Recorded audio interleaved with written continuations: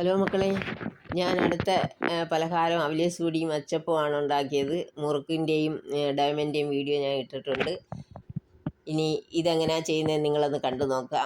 ഇടിച്ചു കൊണ്ടുവന്ന പച്ചമാവാണ്, പിന്നെ എള്ള്, പിന്നെ 1 കപ്പ് കട്ടിയുള്ള തേങ്ങാപ്പാൽ, പിന്നെ 2 മുട്ടയും പഞ്ചസാരയും കൂടി ഇങ്ങനെ കലക്കി വെച്ചേക്കുന്നത്. എന്നിട്ട് ഈ മാവ് ഇതിനകത്തേക്ക് കുറേശ്ശെ ഇട്ട് കൊടുക്കാം. നമുക്ക് മധുരം നമ്മളുടെ ഇഷ്ടത്തിന് ചേർക്കാം.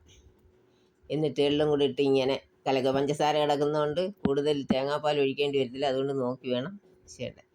എന്നിട്ട് കുറേശ്ശെ ഒഴിച്ച് ഒരു ദോശ മാവിനേക്കാൾ ഒരു ഇച്ചിരി ഇതായിട്ട് വരുന്ന കണക്ക് കലക്കി വെക്കുക. എന്നിട്ട് എണ്ണ അതിന് മുമ്പ് തന്നെ വെച്ച് അച്ചിന് കുറേ നേരം ഞാൻ ഇട്ടിരുന്ന്, എന്നാലേ അത് അച്ച് ചൂടായതിന് ശേഷം ഇതിലോട്ട് മുക്കിയെങ്കിൽ മാത്രമേ ഈ മാവ് ഇതിനകത്ത് പിടിക്കത്തുള്ളൂ. എന്നിട്ട് എണ്ണയിലോട്ട് ഇട്ട് കുറച്ച് നേരം ഇങ്ങനെ വെച്ചിട്ട് കുടഞ്ഞങ്ങിട്ട് ആദ്യം വീഴും. അങ്ങനെ ഓരോന്നോരോന്നായിട്ട് ഇടണം. അച്ച് എപ്പോഴും ഇച്ചിരി നേരം അങ്ങനെ എണ്ണയിലിട്ട് ചൂടാക്കി വേണം. അപ്പോൾ ഓരോന്നോരോന്നായിട്ട് ഇടുന്നതിനനുസരിച്ച് അതിനെ തിരിച്ചിട്ട് കൊടുത്ത് പരുവാകുമ്പം എടുക്കുകയും വേണം. ഇപ്പം ഒരെണ്ണം ഉണ്ടാ പരുവായി വരുന്നു. അങ്ങനെ ഓരോന്നോരോന്ന് എടുത്ത് വയ്ക്കുക. അങ്ങനെ അച്ചപ്പം റെഡി ആയിട്ടുണ്ട്. ഇനി അവലേസ് പൊടി എങ്ങനെയാണ് ചെയ്യുന്നതെന്ന് നോക്കാം. അവലേസിനും മാവ് ഇടിച്ചു കൊണ്ടുവന്ന പച്ചമാവാണ്.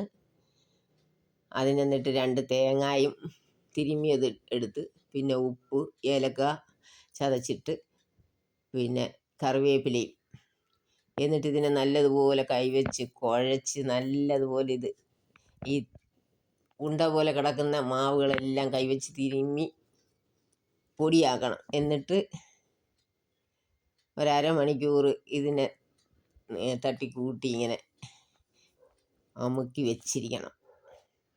എന്നിട്ട് അരമണിക്കൂർ കഴിഞ്ഞതിന് ശേഷം ഇത് ചട്ടിയിലോട്ട് കോരിയിട്ട്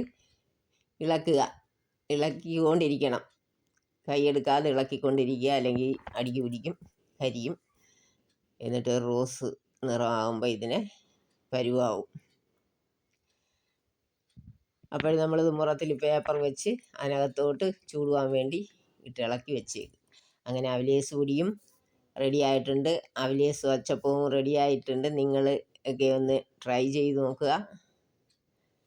ഇത്രയൊക്കെ ഉള്ളൂ. വീണ്ടും കാണാം. Bye bye.